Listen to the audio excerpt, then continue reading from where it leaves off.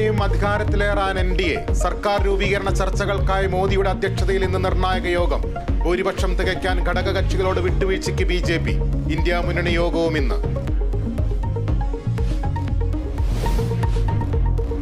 ലോക്സഭാ തെരഞ്ഞെടുപ്പിലെ തിരിച്ചടിയുടെ കാരണം തേടി CPM.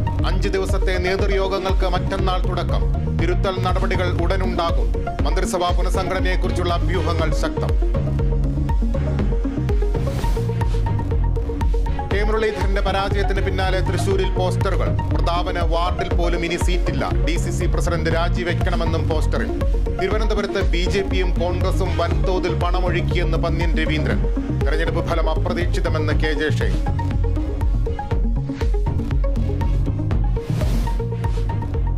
ഇന്ന് ലോക പരിസ്ഥിതി ദിനം. ആഗോള പാരിസ്ഥിതിക സന്തുലനവും കാലാവസ്ഥാ സുസ്ഥിരതയും ഉറപ്പാക്കുക ലക്ഷ്യം.